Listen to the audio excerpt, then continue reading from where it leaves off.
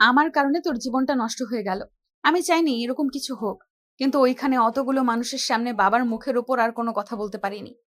না আপু, সমস্যা নেই। আঙ্কেল আমাকে এত বড় করেছে, জানে তারা কোনো ভুল সিদ্ধান্ত কখনোই নেবে না। ছোট থেকেই তোর সঙ্গে অনেক খারাপ ব্যবহার করেছি।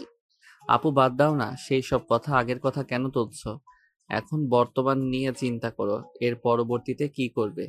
কি আর করব, আমি চাই না আমার এই পাপিষ্ঠ দেহ আর কেউ ভোগ করুক। তোর সঙ্গে যেহেতু বিয়ে হয়ে গিয়েছে, তাহলে এটা একটা ফর্মালিটি মাত্র। তুই চাইলে তোর পছন্দ করা যে কাউকে বিয়ে করতে পারিস। আমি এতে কোনো অমত করব না। কি বলছো তুমি আপু, মাথা ঠিক আছে? আঙ্কেল আন্টি সবার সামনে কত বড় গলা করে আমার সঙ্গে তোমাকে বিয়ে দিয়েছে। তো কি করব, আমার মতো নষ্ট একটা মেয়েকে তোর জীবন সঙ্গী বানাবি? নেহার কথা শুনে স্বাধীন যেন বাকরুদ্ধ হয়ে যায়। কি বলবে তা বুঝতে পারে না। নিচের দিকে তাকিয়ে থাকে। নেহা তার শরীর থেকে শাড়ি ও গহনা খুলতে লাগে আর বলতে লাগে, দেখ, আমি ভালো করে জানি তোদের মনের কথা সব ছেলেরাই চায় তার স্ত্রী পবিত্র থাক, তার স্ত্রী যেন কখনোই পরপুরুষ না টাচ করে। আর সেইখানে আমি ধর্ষিত মেয়ে। তোরও কিছু একটা অধিকার আছে আমার কাছ থেকে, যা আমি কখনো দিতে পারবো না। আর হ্যাঁ, এই বিষয়গুলো মা বাবা যেন জানতে না পারে। আর একটা কথা, সাফ সাফ শোন, আমি তোকে ছোট ভাইয়ের মতো মনে করি, কখনোই তোকে আমার স্বামী হিসেবে মেনে নেব না। স্বাধীন কিছু বলতে যাবে এর আগে নেহা স্বাধীনকে চুপ করিয়ে দিয়ে পুনরায় বলতে লাগে, দেখ, তোর কোনো কথাই শুনতে চাচ্ছি না আমি। আমাকে একটু একা থাকতে দে।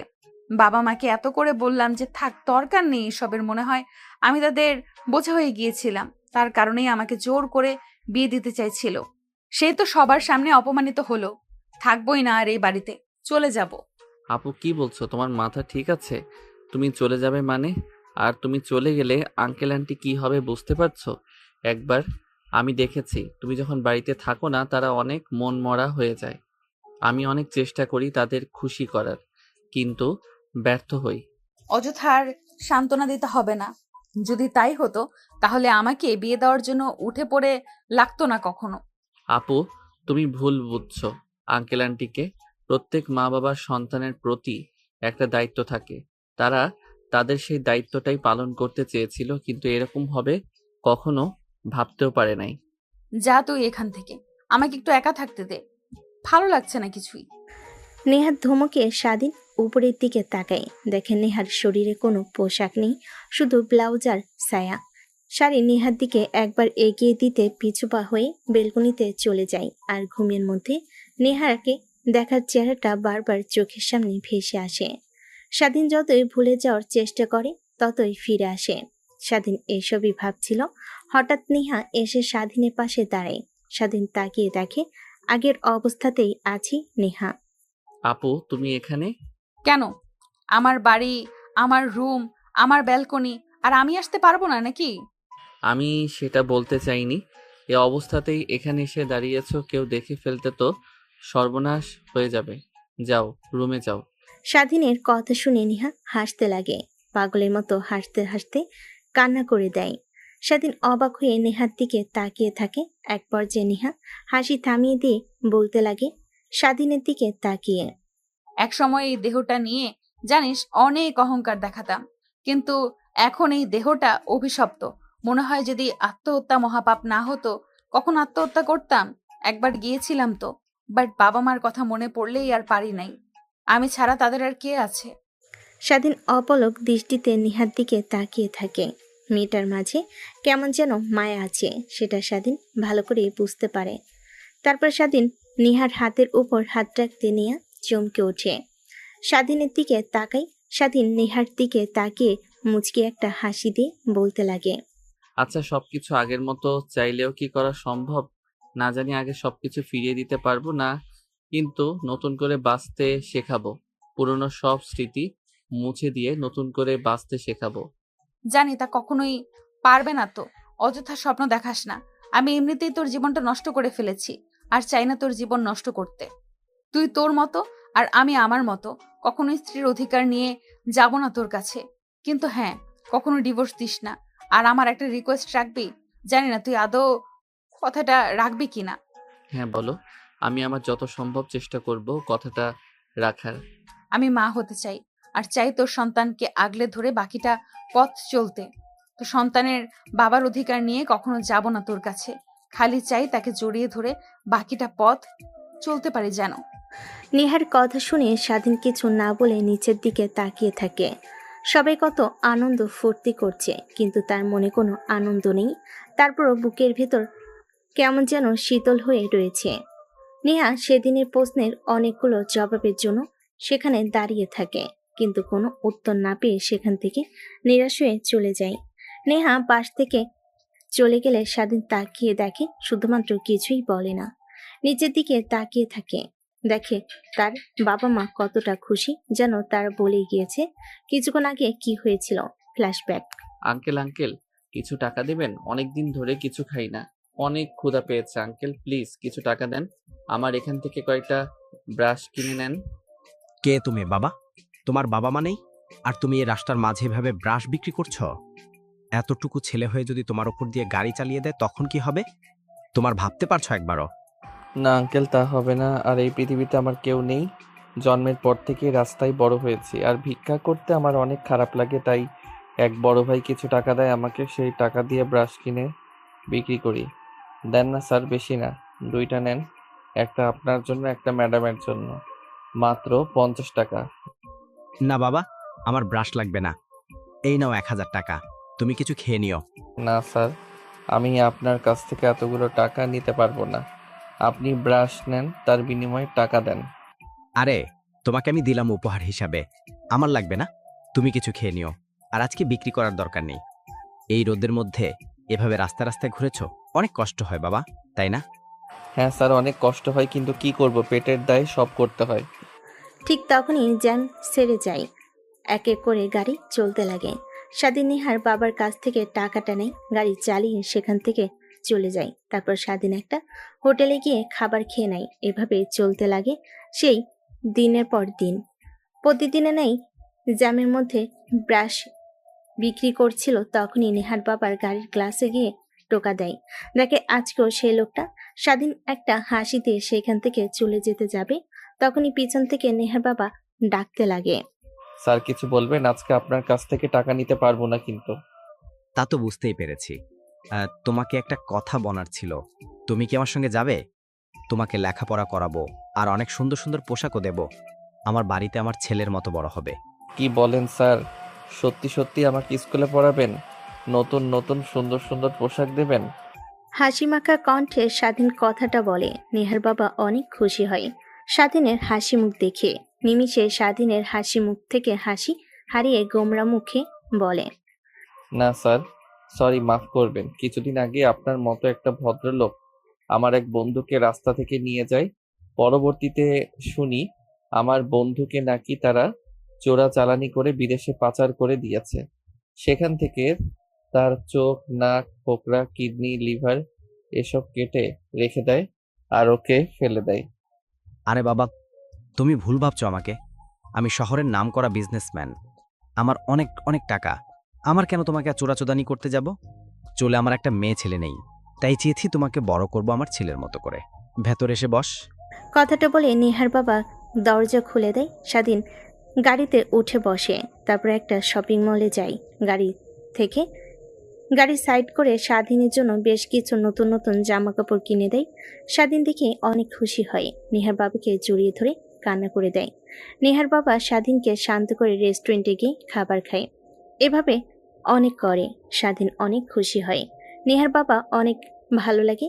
বিকেলের দিকে বাসায় নিয়ে যায় স্বাধীনকে। নেহার মা দরজা খুলে দেয়। নেহার বাবার সঙ্গে একটা ছেলেকে দেখে নেহার মা পশুর পশুর দৃষ্টিতে তাকায়। এইটা কে? হ্যাঁ, ইয়ে মানে, তোমাকে রাতে বললাম না, একটা কিউট ছেলে দেখলাম আজ রাস্তাতে, ব্রাশ বিক্রি করছে, অনেক ভালো আর আত্মমর্যাদাও আছে। আসলে এটাই সেই ছেলে। কি তুমি যে বললে রাস্তায় একটা ছেলেকে দেখেছো আর তোমার অনেক মায়া লেগেছে, এইটা সেই ছেলে? দেখে তো মনে হচ্ছে কোনো বড়লোক ঘরের ছেলে, রাস্তায় বড় হয়েছে, দেখে তো মনে হয় না। হ্যাঁ, আর ছেলেটার মাঝে কি যেন একটা আছে, অনেক মায়া, তাই নিয়ে আসলাম। আর তুমি তো মা হতে পারবে না, একে আমাদের ছেলের মতো করে মানুষ করব। মেয়েকে আর কতদিন ধরে রাখবো বলো? এক সময় বিয়ে দিয়ে তো অন্যের বাড়ি পাঠাতেই হবে। তখন আমাদের কি হবে?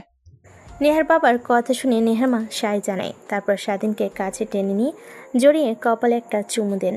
অন্যদিকে সিঁড়ির উপর দাঁড়িয়ে নেহা সব কিছু দেখে আর রাগে ফুঁসতে লাগে। দৌড়ে নেহা তার মায়ের কাছে আসে, স্বাধীনকে সরিয়ে দিয়ে নেহা তার মাকে জড়িয়ে ধরে বলতে লাগে। মা, এই ছেলেটাকে আর তুমি একে জড়িয়ে ধরে কপালে চুমু দিয়েছো, ভুলে যেও না। শুধু তুমি আমাকে কপালে চুমু দিবে, অন্য কাউকে নয়। নেহার কথা শুনে নেহার মা বাবা সবাই হাসতে লাগে। তারপর নেহাকে স্বাধীনকে সোফায় নিয়ে বসিয়ে দেয়, তারপর বলতে লাগে। নেহামা, শুনুন, আজ থেকে এটা তোমার ছোট ভাই। তুমি কিন্তু অনেক বড় একটা মেয়ে, আর একে কিন্তু ছোট কখনোই একে মারবে না, আর তুমি একে অনেক ভালোবাসবে। আমার কোনো ছোট ভাই নেই, আর তোমরা ওকে ভালোবাসবে মানে তোমরা শুধু আমাকে ভালোবাসবে, অন্য কাউকে নয়। কথা শুনে নেহার বাবা মা অবাক হয়ে যায়। দুজনেই হাসতে হাসতে নেহাকে বোঝাতে লাগে। এক পর্যায়ে বুঝতে পারে, তারপর স্বাধীনকে একটা রুম দেখিয়ে দেয়। স্বাধীন অনেক খুশি হয়। তারপর স্কুলে ভর্তি করিয়ে দেয়। নেহা স্বাধীনকে দুই চোখে দেখতে পায় না, সবসময় পেলে ওকে মারে, আরও অনেক আজে বাজে কথা বলতে লাগে। সারাদিনের খারাপ লাগলে রুমে গিয়ে দরজা আটকে দিয়ে কান্না করতে লাগে। নেহার মা বাবা কেউ জিজ্ঞেস করলে কিছুই বলে না। এভাবে কেটে যায় অনেকটা দিন। দেখতে দেখতে স্বাধীন কলেজে উঠে, আর নেহা ভার্সিটিতে। স্বাধীন, ওই স্বাধীন তোকে না বললাম আজকে আমি ভার্সিটিতে যাব আর আমার পোশাকগুলো স্ত্রী দিয়ে যেতে, আর এখনো কেন দিসনি? মানে আপু, আজকে আমার কলেজের প্রথম দিন, তাই একটু ফ্রেশ হচ্ছি। ফ্রেশ হতে আর হবে না, তোর যে চেহারা, মেয়েরা দেখলে এমনিতেই 200 হাত দূরে চলে যায় তোকে দেখে, আর কেউ ভালোবাসবে না। এত ফ্রেশ এত পরিপাটি হয়ে কোনো লাভ নেই, বুঝলি? আপু, বুঝতে পারছি। এখন এত কথা বলে আর কোনো লাভ নেই, যা তাড়াতাড়ি আমার জামাগুলো ইস্ত্রি করে দে। কথাটা শুনে নেহা তার পোশাকগুলো রেখে নেহার পোশাকগুলোকে ইস্ত্রি দিয়ে দিতে লাগে। নেহার জামা কাপড় দেওয়া হয়ে গেলে নেহা রুমের দিকে অগ্রসর হয়। নেহার রুমের কর্নারে, কিন্তু নেহা দরজাটা খোলে না। হালকা ধাক্কা দিতে দরজাটা খুলে যায়। দরজা দিয়ে নেহার রুমে প্রবেশ করে। ঠিক তখনই নেহা ওয়াশরুম থেকে বের হয়, শরীরে একটা টাওয়াল পেঁচিয়ে, যা শরীরের অর্ধেক অংশ দেখা যায়। নেহা আর স্বাধীন দুজনে চিৎকার দিয়ে ওঠে। ঠিক তখনই নেহার মা উপরে উঠে আসে। নেহা তড়িঘড়ি করে ওয়াশরুমে চলে যায়। কি হয়েছে তোদের? তোরা দুইজন এভাবে চিৎকার দিয়ে বাড়িটা মাথায় তুলে নিলি? না মানে আন্টি, একটা তেলাপোকা ওয়াশরুম থেকে বের হয়ে এদিকে এসেছে। আমি চিৎকার দিয়েছি, আর ওয়াশরুমে থাকলে নেহা ও চিৎকার দেয়। ধুর, তোরা দুজন পারো বটে।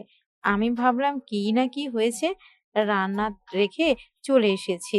কথাটা বলেই স্বাধীনকে খুন্তি দিয়ে আলতো করে একটা বাড়ি দিয়ে সেখান থেকে হাসতে হাসতে চলে আসে। স্বাধীন সেখানেই দাঁড়িয়ে থাকে। নেহা দরজাটা খুলে এইদিক ওইদিক তাকিয়ে ভিতরে ঢুকে স্বাধীনের কাছে এসে ঠাস ঠাস করে থাপ্পড় লাগিয়ে দেয়। স্বাধীন নিচের দিকে তাকিয়ে থাকে। ছোট লোকের বাচ্চা, রুমে আসবি তুই নক করে আসবি না? আর তুই কি সব দেখে ফেলেছিস আমার? না আপু, কিছুই দেখিনি। আমি ওই দিকে তাকিয়েছিলাম না, অন্যদিকে তাকিয়েছিলাম। ও গড, বাঁচা গেল।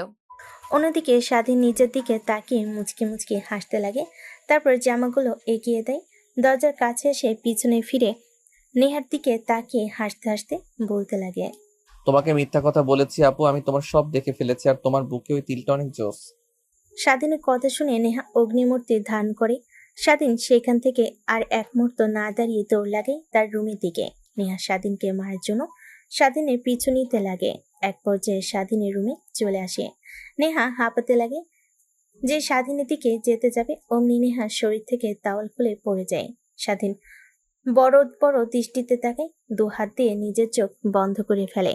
নেহা তাড়াতাড়ি করে তোয়ালে পরিধান করে নেয়। এই লুচ্চা ছেলে, আমার সব দেখে ফেলেছিস, আবার সেটাই আমার মুখের সামনে বলিস? তোর এত বড় সাহস, দাঁড়া তোকে দেখাচ্ছি। আপু, তুমি আর কি দেখাবে? যা দেখার তা তো দেখেই ফেলেছি। আগে তুমি নিজেকে সামলাও।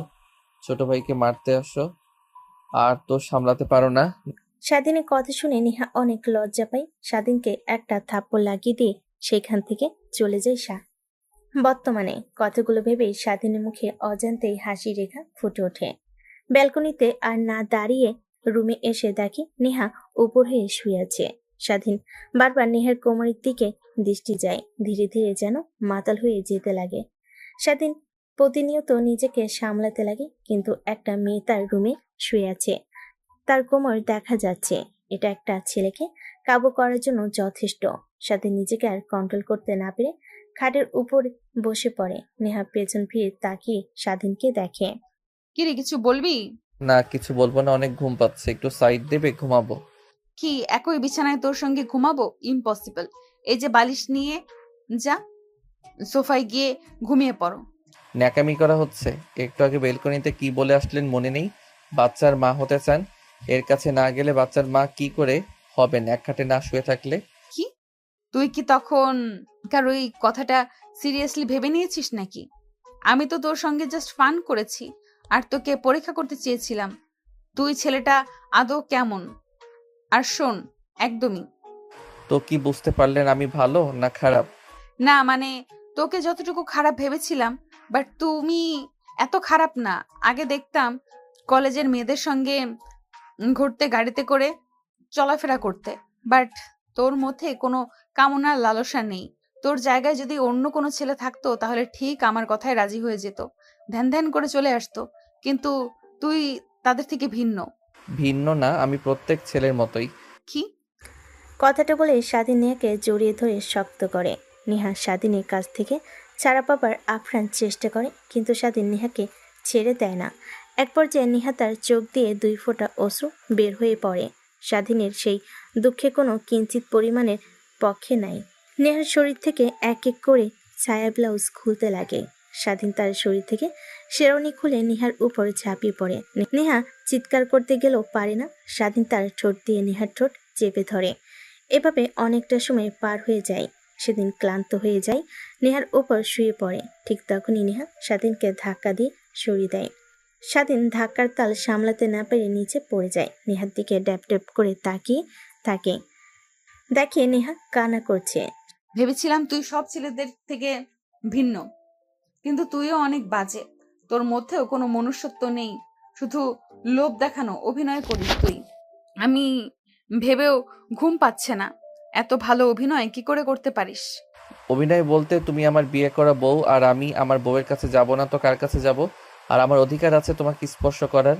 আমি তো আর ওই সকল ছেলেদের মতো তোমাকে। স্বাধীনের কথা শেষ না হওয়ার আগে নেহা উঠে এসে স্বাধীনের গালে ঠাস ঠাস করে থাপ্পড় লাগিয়ে দেয়।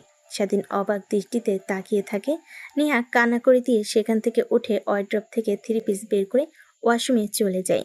স্বাধীন সেইভাবে বসে থেকে খাটের উপর হাত দিয়ে ভাবতে লাগে।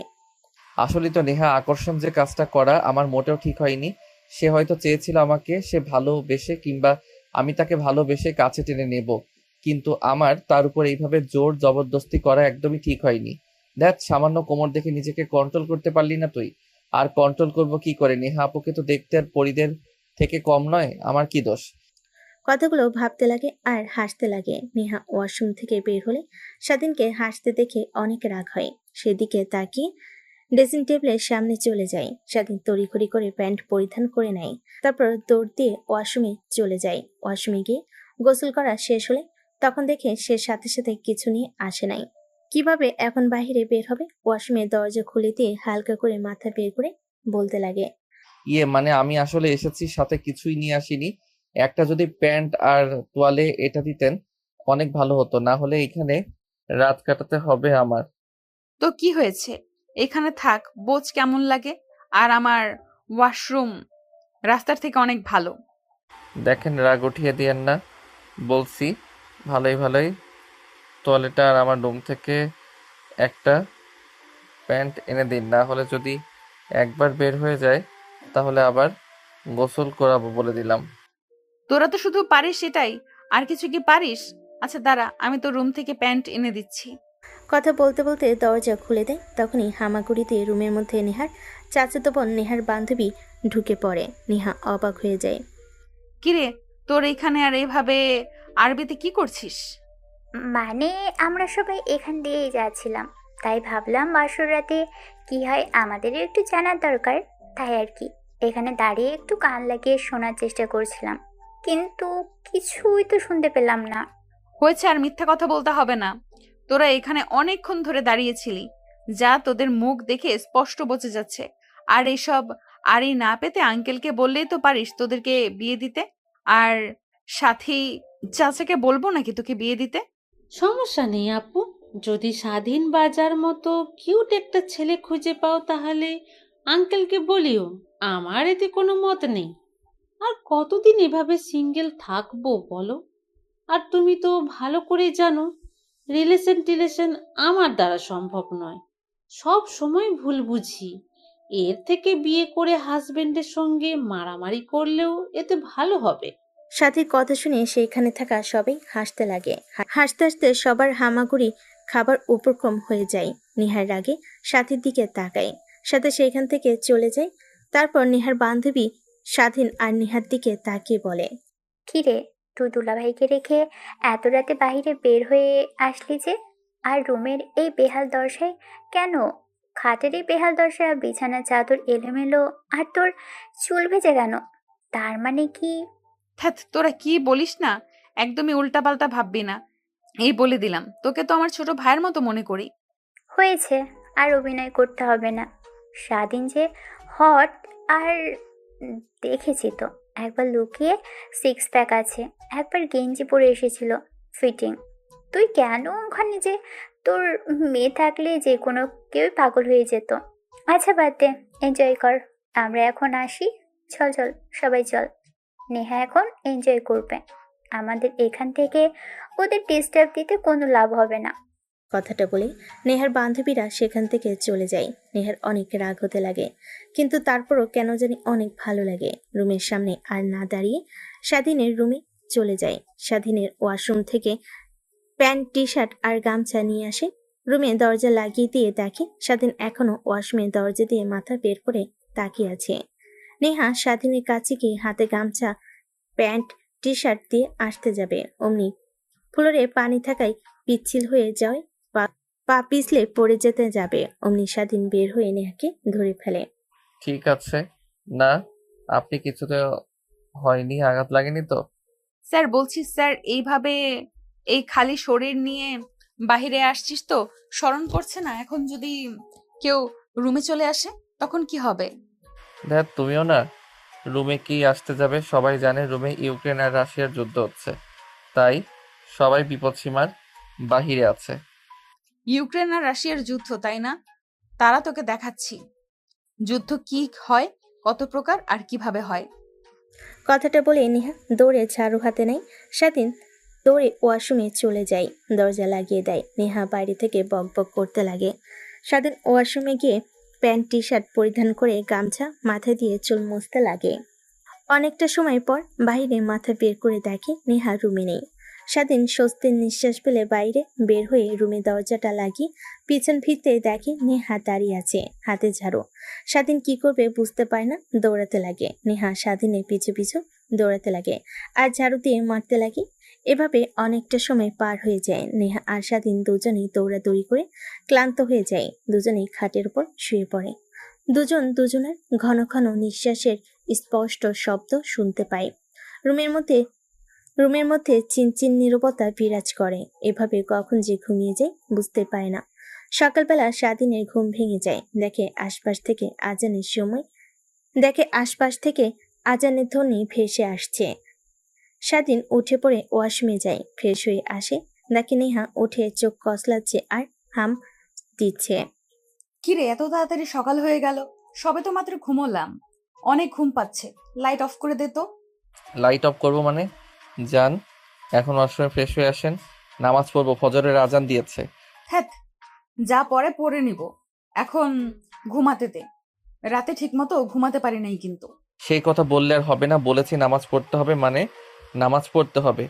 এই পর্যন্ত, যে পর্যন্ত নামাজ না পড়বেন সে পর্যন্ত আমি লাইট অফ করবো না। অন্যদিকে নেহার মা আর বাবা দুজনে নেহাদের রুমে পাশ দিয়ে যাচ্ছিল। হঠাৎ এত সকালে লাইট অন থাকায় বুঝতে পারে না দরজায় কান লাগাতেই স্বাধীন নেহার কথাবার্তা শুনতে পায়। আর মা বাবা হাসতে হাসতে তাদের উপরে চলে যায়। তারপর নেহার বাবা সোফায় বসে বলতে লাগে, জানো নেহার মা, আমি হয়তোবা মেয়েটার জীবনসঙ্গী হিসেবে স্বাধীনকে বেছে নিয়ে কাজটা ঠিক করেছি। কারণ একমাত্র তোমার মেয়েকে কন্ট্রোল করতে পারবে স্বাধীন, তাছাড়া অন্য কেউ একদমই পারবে না। কিন্তু নেহা ওই বিষয়ের পর থেকে অনেকটা চেঞ্জ হয়ে গিয়েছে, আগের মতো আর অহংকার করে না। কিন্তু দেখেছো, জানি না স্বাধীনকে আগেও মেনে নিতে পারবে কিনা। আমাদের উচিত ছিল নেহার মত জানার। কি করতাম হ্যাঁ? সবার সামনে অপমানিত হতে হতো। যদি তখন জোরে সোরে না বলতাম, আমার মান সম্মান কোথায় যেত একবারও ভেবে দেখেছো? ফ্ল্যাশব্যাক। পুরো বাড়িটা লাইটিং দিয়ে আচ্ছাদিত, চারপাশটার আনন্দে পরিপূর্ণ, সবাই হাসি খুশি। তার মাঝে একজনের মুখে বিন্দুমাত্র হাসি, তার মাঝে একজনের মুখে বিন্দুমাত্র খুশি আসেনি। অনেকগুলো প্রাইভেট কার বাড়ির মধ্যে প্রবেশ করে, সবাই খুশি হয়ে সেদিকে এগিয়ে যায়। বরকে বরণ করে স্টেজে বসিয়ে দেয়। এক এক করে খাবার পর্ব শেষ হয়ে যায়। সবাই খাবার খেয়ে বিয়ের কাজ শুরু করতে যাবে, অমনি বরের বাবা বলে ওঠে, এই বিয়ে হবে না। আর কাজী সাহেব, আপনি বিয়ে পড়ানো বন্ধ করুন। আর এই তুই উঠে পড়। এই বিয়ে তোকে করতে হবে না। তোকে এর থেকে ভালো মেয়ের সঙ্গে বিয়ে দেব। ভাই সাহেব, কি বলছেন আপনি? মাথা ঠিক আছে আপনার? মাথা আমার একদমই ঠিক আছে। আপনাদের মাথায় সমস্যা না হলে কিভাবে ভাবতে পারলেন যে একটা ধর্ষিতা মেয়েকে আমার ছেলের সঙ্গে বিয়ে দেব? আমাদের কি সমাজে কোনো মূল্যবোধ নেই? ভাবতে পারবেন একবারও? আপনার ধর্ষিতা মেয়েকে বিয়ে করলে সমাজের সামনে আমরা মুখ দেখাতে পারবো কিনা? নেহার বাবা আর কিছু বলে না, মাটির দিকে তাকিয়ে থেকে পুরো বাড়ি বিয়ের আমেজটা নিমিষেই বন্ধ হয়ে যায়। নেহার বাবার কোনো প্রতিউত্তর না দেখে বরের বাবা আবার বলতে লাগে, কি ব্যাপার ইমরান সাহেব, কিছু বলছেন না যে? বলুন, কিছু বলুন। আপনার ধর সেটা মেয়েকে কে বিয়ে করবে? আছেন এইখানে এমন যে আর ধর্ষিতা মেয়েকে বিয়ে করবে? কার রুচি এত নগণ্য? আমার মেয়ের বিয়ে হবে এখন, আর আপনার সামনে, কিন্তু আপনার ছেলের সঙ্গে নয়। আর কি বলছেন, আমার মেয়ে কি কেউ বিয়ে করবে? এখন বললে 1000টা ছেলের লাইন দাঁড়িয়ে যাবে। আর আপনি কি বলছেন এসব? আপনি দাঁড়ান, আপনার আর আপনার ছেলের সামনে আমার মেয়ের বিয়ে হবে। বাবার সামনে বড় গলা করে কথাটা তো বলেই ফেললেন। এখন দেখি কে আপনার ধর্ষিতা মেয়েকে বিয়ে করে। বাবা, সাধীর, এদিকে এসো তো। হ্যাঁ আঙ্কেল, কিছু বলবেন? হ্যাঁ, বলবো। আমার মেয়েকে বিয়ে করবে তুমি। আর আজকে সবার সামনে এই জানোয়ারের বাচ্চা তুই উঠ, দেখ তোর সামনে আমার মেয়েকে বিয়ে দেব। আর মিস্টার জায়েদ শিকদার, কাজটা আপনি মোটেও ঠিক করেননি। কিভাবে সবার সামনে অপমান না করলেও আমাকে আর আমার মেয়েকে পারতেন। আর দেখেন, আমার মেয়েকে কেউ বিয়ে করবে না কথাটা বললেন না, নিমেষের মাঝেই দেখেন আমার মেয়েকে আপনার চোখের সামনে বিয়ে দেব। আর কাজী এসে বিয়ের কার্যক্রম শুরু করেন। বরের জায়গাটাই শুধু স্বাধীন। আর যদি বাবার নামটা খুব জানার ইচ্ছা হয়, তাহলে নিজের নাম লিখে দিয়েন। নেহার বাবার কথা শুনে সবাই অবাক হয়ে যায়। তারপর কাজী সাহেব বিয়ের কার্যক্রম শুরু করে দেয়। স্বাধীন কিছু বলতে পারে না। তারপর নেহার বাবার মান সম্মান রক্ষাতে সবার সামনে রাজি হয়ে যায়। কাজী সাহেব বলতে স্বাধীন কবুল বলে দেয়। কি হয়েছে জায়েদ খান, আপনি তো অনেক বড় বড় কথা বলেছেন আমার মেয়েকে কেউ বিয়ে করবে না। এখনই কি দাঁড়িয়ে দাঁড়িয়ে দেখার ইচ্ছে করছে, নাকি ঘাড় ধাক্কা দিয়ে গার্লস থেকে বের করে দেব? ভালোই আপনার আত্মীয়স্বজন নিয়ে এখান থেকে চলে যান, যদি আপনার মান সম্মানটা রাখতে চান। আমার আবার মানুষত্ব আছে, সবার সামনে বড় গলা করে বলতে পারতাম, বাট আমার মধ্যে বিবেক আছে, তা করব না। চলে যান এখান থেকে। নেহার বাবার কথা শুনে সেখান থেকে বরের বাবা আর তার সাথে আসা সবাই চলে যায়। নেহার বাবা সোফায় বসে মাথায় হাত দিয়ে চিন্তা করতে লাগে। স্বাধীন গিয়ে নেহার বাবার পাশে বসে পড়ে, তারপর বলতে লাগে, আঙ্কেল চিন্তা করবেন না, যা হবার তা তো হয়ে গেছে। আর নেহা ম্যামের তো এখানে কোনো হাত নেই। ওই জানোয়ারের বাচ্চারা তো চাকটা, আর না বললাম, ওদের সাথে ওরা একদিন না একদিন দেখবেন ধানের জয় পাবে। হ্যাঁ বাবার, জানি। আর তোমাকে অনেক অনেক ধন্যবাদ সবার সামনে রাজি হওয়ার কারণে। আর জানি না তুমি অন্তত নেহাকে মেনে নিবে কিনা, তোমার থেকে সিনিয়রও। বাকি কথা বলতে না দিয়ে স্বাধীন পুনরায় বলতে লাগে, আঙ্কেল রাস্তা থেকে তুলে এনে বড় করেছেন, লেখাপড়া করিয়েছেন, আপনাদের ঋণ কখনোই শোধ করতে পারবো না, এটা ভালো করে জানি। পরিশেষে নেহা ম্যামকে বিয়ে করে যদি সামান্য পরিমাণ ঋণ শোধ করতে পারি, আমার কাছে অনেক কিছু। আর আমি মনে করি আমার জন্য যাও ভালো হবে, আপনি তাই করবেন। স্বাধীনের কথা শুনে নেহার বাবার অনেক ভালো লাগে। নেহা সেইখানে আর না থেকে রুমে চলে আসে। তারপর নেহার বাবা একটা প্যাকেট স্বাধীনকে দিয়ে দেয়। স্বাধীন প্যাকেটটা হাতে নিতে নেহার বাবা বলে, আর শেরনি পায়জামা এগুলা রুমে গিয়ে পরিধান করে নাও। তোমাকে দেখে কেউ বলতে পারবে না আর বুঝতে পারবে না এখন তুমি আমার মেয়ের জামাই। কথাটা বলে নেহার বাবা হাসতে লাগে। স্বাধীন সেখান থেকে উঠে রুমে চলে যায়। বর্তমান এখন আল্লাহর কাছে দোয়া করি যেন দুজনকে একত্র করে রাখে। ছোট থেকে তো দেখে এসেছি দুজন দুজনের যেন শত্রু। এখন কি হয়েছে হয়। ধ্যাত, তুমি এমনি এমনি চিন্তা করছো। দেখো, সব ঠিক হয়ে যাবে। আর একে অপরকে ছাড়া এক মুহূর্ত থাকতে পারবে না। আমার কথার সঙ্গে তুমি মিলিয়ে নিও একদিন। তাই যেন হয়, এই দোয়াই করি। আর ঘুমাবো না, আজান দিয়েছে, নামাজ পড়ে তারপর ঘুমাই। হুম। অন্যদিকে নেহা নামাজ পড়বে না। স্বাধীন হাত ধরে নেহাকে খাট থেকে কোলে তুলে নিয়ে ওয়াশরুমে এসে দাঁড় করিয়ে দেয়। নেহার মুখে পানি মারতেই নেহার ঘুম দূর হয়ে যায়। নেহা উঠে স্বাধীনের দিকে রাগী দৃষ্টিতে তাকিয়ে থাকায় স্বাধীন মুচকি একটা হাসি দিয়ে অজু করতে বলে নেহা অজু করে নেয়। তারপরে ওয়ার্ড্রোব থেকে জায়নামাজ বের করে বিছিয়ে দেয়। নেহাকে দাঁড় করিয়ে স্বাধীন সামনে দাঁড়িয়ে পড়ে, নামাজ পরিধান করে নেয়। নামাজ পড়া শেষ হলে স্বাধীন পিছন ফিরে তাকিয়ে দেখে নেহা তার দিকে ড্যাপ ড্যাপ করে তাকিয়ে আছে। কি হয়েছে, এভাবে তাকিয়ে আছো কেন? নামাজ পড়া হয়েছে? না কিছু না, আর নামাজ শেষ। ভালো, চলো বেলকনিতে গিয়ে দাঁড়াই। কি না, একদমই না। আমার একটুও ভালো লাগছে না। রাতে তো ঠিকমতো ঘুমাতে দেয়নি, এখন আবার জোর করে উঠে নামাজ পড়লে। এখন অন্তত আমাকে শান্তি মতো ঘুমাতে দাও। আচ্ছা ঠিক আছে, বুঝতে পারছি। চলো বেলকনিতে গিয়ে দাঁড়াই। যদি মাইন্ড আর মন ভালো না হয়, ঘুম যদি তোর থেকে উড়ে না যায়, তখন আমাকে বল। স্বাধীনের কথা শুনে নেহা মজা নেয়। স্বাধীনের কথা শুনে নেহা জায়নামাজ থেকে উঠতে চায় না। স্বাধীন জোর করে নেহাকে কোলে তুলে নিয়ে এসে বেলকনিতে দাঁড় করায়। সকালের ঠান্ডা বাতাস নেহার শরীরে পড়তেই কেঁপে ওঠে। কেন জানি পরিবেশটা অনেক ভালো লাগে নেহার। কিন্তু স্বাধীনকে বুঝতে না দিয়ে রাগী দৃষ্টিতে তাকায়। কি হয়েছে এখন আবার এভাবে তাকিয়ে আছেন কেন? তাকিয়ে আছে কেন বুঝতে পারছিস না? যেভাবে ব্যালকনিতে নিয়ে এসেছিস একইভাবে খাটে রেখে আয় না, না হলে তোর কিন্তু খবর আছে। রেখে আসবো, কিছুক্ষণ দাঁড়িয়ে সকালের পরিবেশটা উপভোগ করেন। এই সময় তো আমার অনেক ভালো লাগে, নামাজ পড়ে বেলকনিতে দাঁড়িয়ে আশেপাশে সেটা দেখতে অনেক ভালো লাগে। দেখেন না ওই ছেলে বাচ্চাগুলো টুপি মাথায় দিয়ে হাতে কায়দা নিয়ে কোথায় যাচ্ছে, বলতে পারবেন? না বলতে পারবো না, বাট আমার মনে হচ্ছে আমিও ঠিক এইভাবেই ছোটবেলায় কোথায় জানি যেতাম। ও আচ্ছা, তার মানে আপনি কোরআন শরীফও পড়তে জানেন? কখনো পড়তে দেখিনি তো। পার্টি একটু একটু। আচ্ছা ওয়েট, তুই কি করে জানলি আমি কোরআন শরীফ পড়তে জানি? আমি তো মাঝে মাঝে রাতের বেলা মন চাইলে পড়তাম, নিশি রাতে কেউ যখন ঘুমিয়ে থাকতো সবাই। নেহার কথা শুনে স্বাধীন মুচকি একটা হাসি দেয়।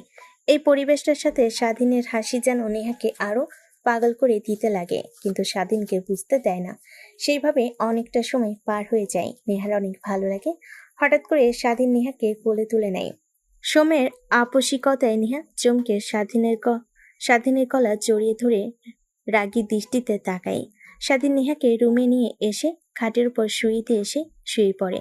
নেহা উঠতে যাবে অমনি স্বাধীন নেহাকে শক্ত করে জড়িয়ে ধরে শরীর উপর গা দিয়ে ঘুমিয়ে পড়ে। নেহা কিছু বলতে গেলে কিস করে দেয়। নেহা কিছু বলতে পারে না, এক পর্যায়ে চুপ করে ঘুমানোর চেষ্টা করে। একটু পর তারা দুজনেই ঘুমিয়ে যায়। নেহার ঘুম ভেঙে গেলে ঘড়ির দিকে তাকিয়ে দেখে সকাল 9টা বাজে। তড়িঘড়ি করে শোয়া থেকে উঠে বসে। স্বাধীন পাশে শুয়ে আছে ছোট বাচ্চাদের মতো। নেহা স্বাধীনের দিকে এক পলক তাকিয়ে উঠে ওয়াশরুমে চলে যায়। ওয়াশরুম থেকে বের হয়ে ড্রেসিং টেবিলের সামনে বসে থেকে চুল আঁচড়াচ্ছিল। স্বাধীনের ঘুম ভেঙে সামনে নেহাকে এমন অবস্থায় দেখে অনেক ভালো লাগে। শুয়ে থেকে ড্যাপ ড্যাপ করে তাকিয়ে থাকে। নেহা স্বাধীনের দিকে আয়নায় দেখে স্বাধীন তার দিকে ড্যাপ ড্যাপ করে তাকিয়ে আছে। পিছন ফিরে স্বাধীনের দিকে তাকিয়ে নেহা বলতে লাগে, হয়েছে, আর কত ঘুমাবি? যা তাড়াতাড়ি গাড়ি গিয়ে বের কর, কলেজে যেতে হবে। এই বিয়ে বিয়ে করে অনেক দিন হলো কলেজে যাওয়া হয়নি, অনেকগুলো চ্যাপ্টার পিছিয়ে পড়ে গেলাম। আচ্ছা ঠিক আছে, আমি এখনই রেডি হয়ে আসছি। আর শোন আরেকটা কথা, আমাদের যে বিয়ে হয়েছে এইটা তুই আবার যেন কলেজের কাউকে বলিস না, তাহলে আমার কিন্তু মান সম্মান ধুলোয় মিশে যাবে। নেহার কথা শুনে স্বাধীনের অনেক খারাপ লাগে, কিন্তু নেহাকে বুঝতে না দিয়ে ঠোঁটের কোণায় মুচকি একটা হাসি টেনে রেখে রুম থেকে বের হয়ে তার রুমে চলে যায়। ওয়াশরুমে গিয়ে ফ্রেশ হয়ে গোসল করে রুমে এসে পোশাক পরিধান করে। একটা ব্যাগ কাঁধে নিয়ে বাইরে গাড়িতে এসে অপেক্ষা করতে লাগে। একটু পরে চলে আসে, গাড়িতে উঠে বসে। পাশের সিটে স্বাধীনে ব্যাগ দেখতে পেয়ে নেহা গাড়িতে বসে প্রশ্ন করে। কিরে, ব্যাগটা কার? আর তোকে না বললাম আমাকে ডাক দিতে? ডাক দিলে না কেন? একে তো অনেক লেট হয়ে গিয়েছে। আমি ভাবলাম তুই এখনো রেডি হোসনি, তার জন্যই বসেছিলাম রুমে। সরি ম্যাম, আর ব্যাগটাতে আমার বই আছে, অনেক দিন হলো আমি ক্লাস করি না, তাই ভাবলাম আজকে ক্লাস করব। ক্লাস করবে মানে? তুই পড়ালেখাও করিস? মানে আপনি যে কলেজে পড়েন, আমি ওই কলেজে ভর্তি হয়েছি ইন্টার ফার্স্ট ইয়ারে। গ্রাম থেকে এসএসসি পরীক্ষা দিয়ে এসেছিলাম, তাই ভাবলাম লেখাপড়াটা যেন চালিয়ে যেতে পারি, তাই ভর্তি হয়েছিলাম। ক্লাস করা হয়েছে 2-1 বার আপনার চোখ ফাঁকি দিয়ে, তাই ভাবলাম এখন তো ফ্রি, তাই আর কি। আচ্ছা ঠিক আছে, তা বুঝতে পারছি। এখন মন দিয়ে গাড়ি চালা, আর আমি ফোন করলেই চলে আসিস। বেশিক্ষণ ক্লাস করব না, জাস্ট বান্ধবীদের সঙ্গে দেখা করে আসব আর নোটগুলো নিয়ে আসব। স্বাধীন মাথা দিয়ে হ্যাঁ বোঝায়। তারপর সেখান থেকে সোজা কলেজ পার্কিং লটে গাড়ি রেখে নেহা তার ক্লাসরুমে, স্বাধীন তার ক্লাসরুমে চলে যায়। স্বাধীন ক্লাসরুমে গিয়ে বসতেই পাশে তাকিয়ে দেখে একটা ছেলে বসে আছে, খাতে কি যেন লিখছে। স্বাধীন কৌতূহল নিয়ে ছেলেটাকে প্রশ্ন করে। আচ্ছা, তুমি মনোযোগ দিয়ে কি করছো? আর বলিও না ভাই, কালকে স্যার একটা ম্যাথ করতে দিয়েছেন, ক্লাসের কেউ পারেনি, আমিও পারি নাই, তাই ম্যাথটা তুলে নিয়ে গিয়েছিলাম। রাতভর চেষ্টা করেছি, তাও পারি নাই। এখন চেষ্টা করছি, দেখি পারি কিনা। যদি পারি স্যার অনেক বাহবা দিবে। ও আচ্ছা, দেখি আমিও ম্যাথটা পারি কিনা। ছেলেটা কৌতূহল নিয়ে স্বাধীনের দিকে তাকায়। বেশ কিছুক্ষণ তাকিয়ে থাকার পর বলতে লাগে। তুমি কে? তোমাকে তো চিনতে পারলাম না। আমি তো প্রত্যেকদিন নিয়মিত ক্লাস করি, বাট তোমাকে কখনো তো দেখি নাই। ভর্তি হয়েছি, বাট ক্লাস করতে খুব একটা আশা হয়নি, মাসে 1 বার কি 2 বার এসেছি, তাই হয়তো দেখোনি আমাকে। ও আচ্ছা, তাই হবে বোধহয়। আর এই নাও, দেখো তো পারো কিনা। তারপর স্বাধীন ম্যাথটা দেখে বুঝতে পারে অনেক কঠিন, বাট সে পারবে। তারপর সেটাকে বুঝিয়ে বুঝিয়ে ম্যাথটা কমপ্লিট করতে লাগে। প্রায় 10 মিনিট পর কমপ্লিট করে ছেলেটা স্বাধীনের দিকে ড্যাপ ড্যাপ করে তাকিয়ে থাকে। বাহ, তুমি তো অনেক জিনিয়াস। তুমি ক্লাসে ঠিক মতো আসো না, তারপরও এত কঠিন একটা ম্যাথ তুমি সলিউশন করে ফেলেছো।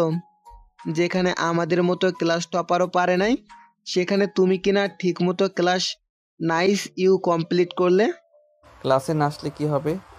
আমি প্রত্যেক দিন রাতের সময় পেলে বই খুলে একটু পড়ি, বাট খুব একটা মনোযোগ দিতে পারে না, সব সময় কাজ করতে হয়। আচ্ছা, বাদ দাও। তারপর স্বাধীন আর ছেলেটা দুজন দুজনের সঙ্গে কথা বলতে লাগে। ক্লাস টাইম শুরু না হয় স্যার এখনও ক্লাসে আসেনি। একটু পর ক্লাসরুমের বাইরে থেকে, অর্থাৎ মাঠ থেকে অনেক হট্টগোল শোনা যায়। সবাই কৌতূহল নিয়ে বাইরে বের হয়। তাদের পিছু পিছু স্বাধীনও ছেলেটাও বাইরে চলে আসে। স্বাধীন বাইরে এসে তো অবাক হয়ে যায়। একটা ছেলেকে জুতা দিয়ে মারছে, আর চারিদিকে গোল করে সবাই তাকিয়ে তাকিয়ে শুধু তামাশা দেখছে। স্বাধীন দৌড়ে নিচে চলে যায়, ভিড় ঠেলে নেহাকে বের করে নিয়ে আসতে লাগে। অনবরত বলতে লাগে। কুত্তার বাচ্চা, ওর অত বড় সাহস, তুই আমাকে বাজে প্রস্তাব দিস? তোর মতো ছেলে আমার পায়ের জুতা সাফ করারও যোগ্য না, আর তুই কিনা আমাকে উল্টোপাল্টা কথা বলিস। আজ তোর একদিন কি আমার একদিন। এই তুই ছাড় ওকে, আমি দেখে নিব। আরে ম্যাম, পাগল হয়েছেন নাকি? আপনি ওর মতো বকাটে ছেলেকে এভাবে অপমান করলেন, ও যদি প্রতিশোধ নেয়। আগে তুই আমাকে ছাড়, ওর কত বড় সাহস আমাকে আজে বাজে কথা বলে। নেহা ছেলেটাকে আজে বাজে কথা বলতে লাগে। স্বাধীন বাধ্য হয়ে নেহার মুখ চেপে ধরে কলেজের পিছে নিয়ে গিয়ে একটা গাছের নিচে বসিয়ে দেয়। নেহা অনবরত হাঁপাতে লাগে। স্বাধীন নেহার দিকে তাকিয়ে থাকে। ম্যাম, আপনি কি পাগল হয়েছেন? আপনি তোকে চেনেন? এই কলেজের বখাটের ছেলে, ও মেয়েদের ডিস্টার্ব করে।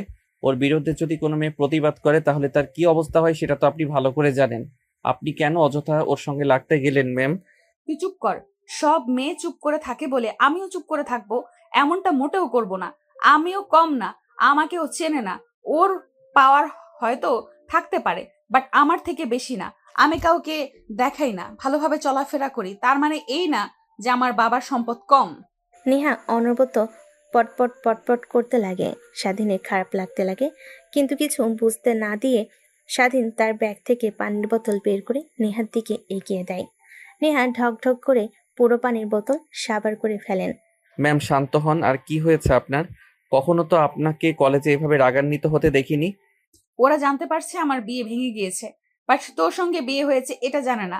আর রেপ হয়েছে এটা তো ওর আগে থেকেই জানে, তাই বাজে প্রস্তাব দিয়ে বলে আমি যেন তাদের সঙ্গে উল্টোপাল্টা কাজ করি, কারণ আমার কখনো তো বিয়ে হবে না, আমার তৃপ্তি যেন ওরা মিটিয়ে দেয়। এসব কথা বলতে লাগে। বল, এইসব শুনে কারোর মাথা ঠিক থাকতে পারে? হ্যাঁ ম্যাম, বুঝতে পারছি, তাই বলে ছেলেগুলোকে ওইভাবে মারা একদমই ঠিক হয়নি। কলেজের প্রত্যেককেই দেখেছেন। এখন ওরা যদি আপনার উপর আক্রমণ করে তখন কি হবে ভাবতে পারছেন একবারও? যা হবার তাই হবে। এখন চল, বাসায় যাব, ভালো লাগছে না, মুডটাই নষ্ট করে দিয়েছে।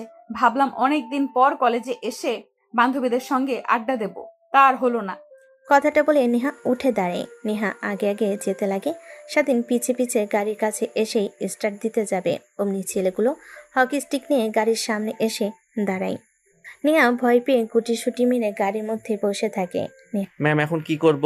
ওরা তো এখন গাড়ির ভাঙচুর করবে আর সামনে দাঁড়িয়ে আছে। ওদের উপর দিয়ে তো আর গাড়ি চালিয়েও যেতে পারবো না। সুস্থিরে ওদের উপর দিয়ে গাড়ি চালা, দেখবি ওরা এমনিতেই সরে যাবে।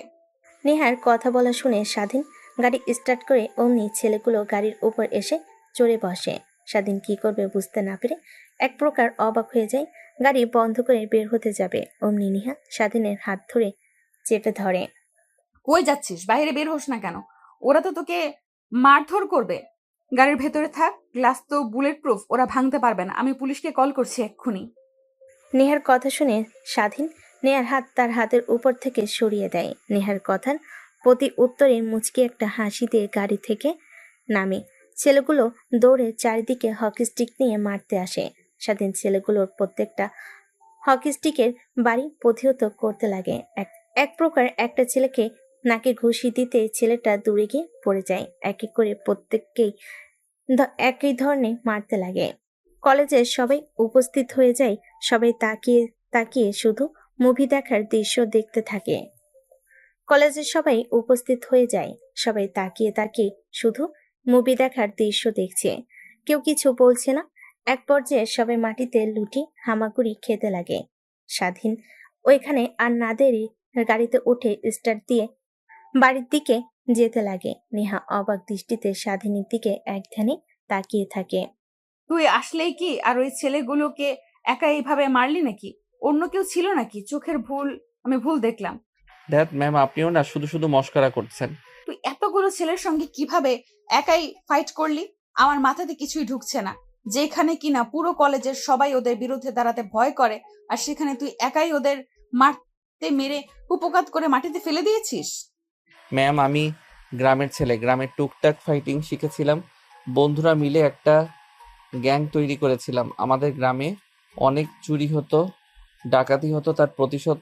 তার প্রতিরোধ করার জন্য এক পর্যায়ে সবাই ভয় পেয়ে আমাদের গ্রামে আর ডাকাতি চুরি করতে আসে নাই। সেই অভিজ্ঞতা এখন রয়ে গিয়েছে। আচ্ছা, বুঝতে পারছি। নেহার সঙ্গে কথা বলতে বলতে গাড়ি এসে বাড়ির সামনে দাঁড় করে। নেহা নেমে পড়ে। স্বাধীন পার্কিং লটে গাড়ি রেখে বাসার মধ্যে ঢুকতে যাবে, অমনি সাই করে তিনটা গাড়ি বাসার ভিতর প্রবেশ করে। দেখে মাঝখানে গাড়ি থেকে নেহার বাবা দৌড়ে বের হচ্ছে। স্বাধীনকে দেখতে পেয়ে নেহার বাবা দৌড়ে এসে জড়িয়ে ধরে বলতে লাগে, বাবা, তোমাকে অনেক অনেক ধন্যবাদ আমার মেয়েকে বাঁচানোর জন্যে। তুমি কলেজে কি করেছো, নেহা কি করেছে সব আমার কানে এসেছে। আমি আগে থেকেই বলেছিলাম তোর বডিগার্ড লাগবে, বডিগার্ড রাখবা। ও আমার কথা একদমই শোনে না। ও বারবার বলে যে আমি সাধারণ মানুষের মতো চলাফেরা করি। আর যদি তুমি না থাকতে তাহলে ওর কি হতো বাবা, বুঝতে পারছো? আঙ্কেল, আমি তো আছি নাকি? আর আমার সামনে দিয়ে আমার স্ত্রীকে কেউ গায়ে হাত দিবে, আমি এটা তাকিয়ে তাকিয়ে দেখব। ওদের জ্যান্ত মাটিতে পুঁতে রাখবো। স্বাধীনের কথায় নেহার বাবা স্পষ্ট ভয়ঙ্কর কিছু বুঝতে পারে। নেহার বাবা মুচকি একটা হাসি দিয়ে বাসার ভেতর ঢুকে যায়। স্বাধীন রুমের দিকে চলে যায়, দেখে রুমে কিছুই নেই। পাশ দিয়ে একটা মেয়ে যেতে নিলে স্বাধীন দাঁড় করিয়ে বলে, আচ্ছা খালা, আমার রুমে তো কিছুই নেই, জামা কাপড়, খাট, পালঙ্ক। এখন আমি কোথায়? ও বাবা, তুমি এসেছো? মেম সাহেব বলল যে তোমার রুম থেকে সবকিছু সরিয়ে ফেলতে আর জামা কাপড় যা যা প্রয়োজনীয়তা আছে নেহার রুমে নিয়ে গিয়ে রাখতে। তাই সবাই সেই রুমে নিয়ে গেছে। এখন থেকে তো নেহার রুমই তোমার রুম, তাই না? ও আচ্ছা। তারপর স্বাধীন সোজা নেহার রুমের সামনে চলে যায়। দরজায় নক করতেই কোনো সারা শব্দ পায় না। হালকা করে খুলে যায়। স্বাধীন ভিতরে প্রবেশ করে দেখে নেহা ওয়াশরুমে গোসল করছে। তাই সবাই বসে ফোন বের করে দেখছিল। ফোন চাপছিল, এমন সময় ফেসবুকে একটা নোটিফিকেশন আসে। নোটিফিকেশনটা অন করতে দেখে একটা ফ্রেন্ড রিকোয়েস্ট। স্বাধীন সেই দিকে কোনো পাত্তা না দিয়ে ফোন দেখতে লাগে। এক পর্যায়ে নেহা বাইরে বের হয়। সামনে স্বাধীনকে দেখতে পেয়ে প্রশ্ন করে, কিরে, তুই এই রুমে কি করছিস? ম্যাম, আপনি হয়তোবা ভুলে গিয়েছেন আমাদের বিয়ে হয়েছে আগামীকাল। আন্টি আর আমার সব জামা কাপড় প্রয়োজনীয় জিনিস আপনার রুমে সেট করেছে, তাই এই রুমে আজ থেকে আমারও রুম। কি মা বাবা আর কি কিছু করবে আমার সাথে? আল্লাহই জানে কেন যে বিয়েতে রাজি হলাম, কেন সবার সামনে বাবার মুখের ওপর বললাম না। তাহলে তো আর আজ এই দিন দেখতে হতো না। একটা ফকিন্নির বাচ্চার সঙ্গে রাত কাটাতে হবে একই রুমে, জানলে গায়ের মধ্যে কাঁটা দিয়ে উঠছে। স্বাধীন কথাগুলো শুনে বুকের বাঁ পাশে ব্যথা হতে লাগে, কিন্তু কিছুই বলে না। ফোন দেখতে লাগে। নেহা তারপর পোশাক পরিবর্তন করে খাটের উপর গিয়ে শুয়ে পড়ে। স্বাধীন উঠে আলমারি খুলে দেখে এক এক করে পোশাক রাখা। স্বাধীন পোশাক আর তোয়ালে নিয়ে ওয়াশরুমে চলে যায়। নেহা মুচকি একটা হাসি দেয় আর আনমনি ভাবতে লাগে, দেখি কতদিন এই অবহেলা সহ্য করতে পারো, আর কতদিন আমাকে তোমার কাছে না নিয়ে দূরে দূরে রাখো। আমার মনে হয় না যে আমাকে ছেড়ে তুমি চলে যাবে। আবার ভয় হয় যদি চলে যাও, কিন্তু পরীক্ষা তো করতে হবে। আবার যদি সব ছেলেদের মতো আমার বাবার সম্পত্তির দিকে নজর দাও, তখন কি হবে? আচ্ছা, ও কি আমাকে ভালোবাসে নাকি? যদি ভালো না বাসতো তাহলে রাতে ওগুলো কি ছিল? ধ্যাৎ, কিছুই মাথায় নিতে পারছে না। বের হোক, ওকে পরীক্ষা করব। নেহা ভাবতে লাগে কি বলা যায়। এমন সময় খট করে দরজা খুলে বাইরে বের হয় স্বাধীন। নেহা সেদিকে তাকি চোখ ফেরাতে পারে না। স্বাধীনের শরীরে এখনো টপ টপ করে পানি বের হচ্ছে। শরীরের প্রতিটা ধরন যেন লোমহতর, দৃষ্টি কেমন যেন লাগতে লাগে, যেন স্বাধীনকে কাছে পেলে সে খুব লেখাবে এমন। স্বাধীন আয়নার দিকে তাকিয়ে দেখে নেহা তার দিকে ট্যাপ ট্যাপ করে তাকিয়ে আছে। স্বাধীন সেদিকে কোনো ভ্রুক্ষেপ না দেখে পোশাক পরিধান করে নেয়। স্বাধীন রুম থেকে বের হতে যাবে, অমনি পিছন থেকে নেহা বলতে লাগে, দেখ, তুই আর আমি ভালো করে জানি যে আমাদের সম্পর্কটা কখনোই মিলন হবার নয়। তো অযথা এই সম্পর্কটা টিকে রাখার কি দরকার বল? ঠিক বুঝতে পারলাম না ম্যাম, কি বুঝতে চাচ্ছেন আপনি? দেখ, আমি বলতে চাচ্ছি যে সম্পর্কটা কখনো পূর্ণতা পাবার নয়। সেই সম্পর্কটা রেখে কি লাভ? আর আমি তো তোকে কখনো আমার স্বামী হিসেবে মেনে নিব না। ঠিক তুইও জানিস কখনো এই ধর্ষিতা মেয়েকে তোর স্ত্রী হিসেবে মানবি না।